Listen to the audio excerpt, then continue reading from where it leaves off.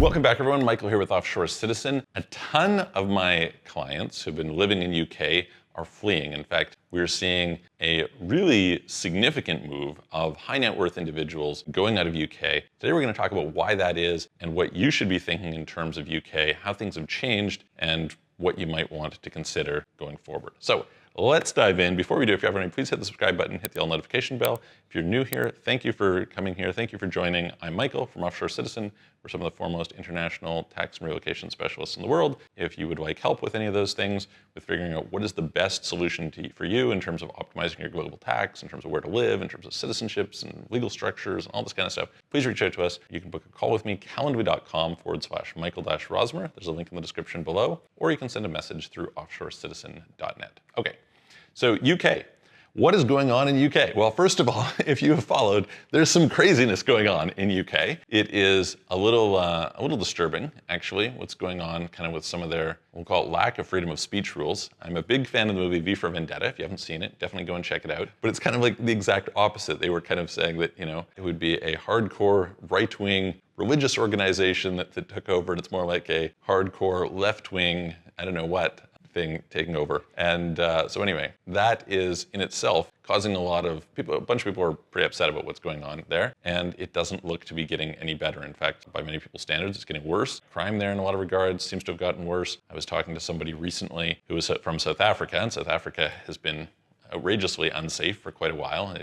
It's one of the few places in the world where when I talk to people, almost everyone I meet from there has been held at gunpoint at least once. And this guy happened to mention, I told this to this guy, and he's like, oh yeah, I've been held at gunpoint 3 times. I'm like, oh, joy. But when I got talking, he's like, well, on the other hand, like, you know, I have family in UK and, you know, they're having to put barbed wire above their fence. And, you know, they're having break-ins, and, you know, he's like, I remember when it started in South Africa, and that was how it started. And so I don't really like to kind of like fearmonger or something along that line, but I do pay attention to the trajectory of countries, and I think the trajectory of UK is not especially good. You've kind of got rising gap between rich and poor. You've got kind of what I would call increasingly authoritarian government. There's moves towards things like wealth tax, lots of pressure on that regard. And on top of that, they have changed some of their rules to make it less compelling. So one of the things that has happened, and a client was asking me about this the other day, is they have gotten rid of their famous NonDom program. So UK for a long time has had this resident non-dom program, whereby your foreign income not brought into UK,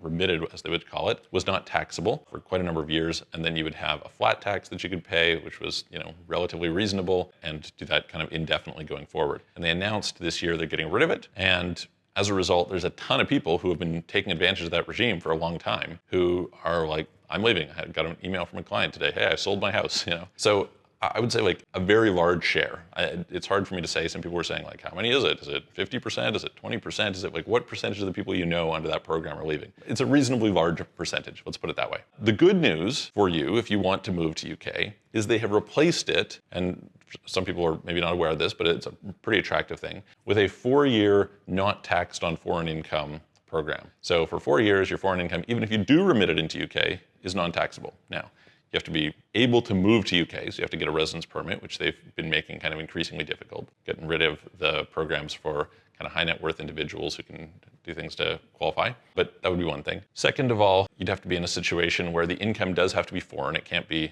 locally earned income. It can't be from a local company. You know, there's only certain types of income qualify, and it is only for 4 years. However, if you're in that situation, it is pretty interesting. It's similar to the program that they have in New Zealand. They have something very similar, and you can get citizenship basically after 5 years. So if a person's interested in working towards citizenship, you'd have 4 years with no tax, maybe pay tax in the 5th year. That's kind of the price of your citizenship. You got to live, and maybe you would like that. So anyway, you know, it's a move. We'll see how it goes. But what I'm noticing definitely is a significant move of people away from UK. And I think in general, that is probably going to continue. I've been talking for a while about what I call the Great Migration. We're sort of early in the Great Migration, but you can liken it this way. You can say that essentially in terms of the disruption of people moving, barring, you know, things like war, etc., we're seeing kind of the biggest shift since Christopher Columbus reached North America. And the reason for this is basically the internet.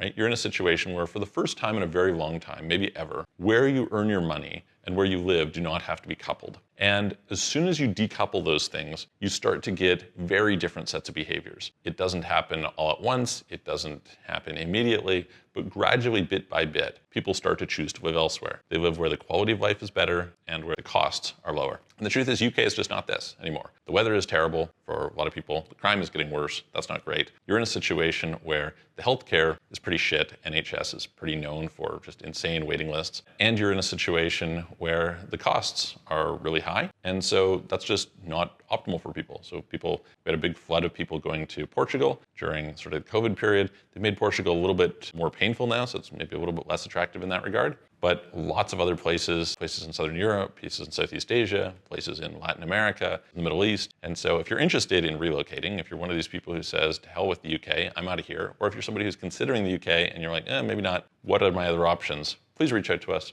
You can book a call with me, and I will look forward to seeing you on the next video.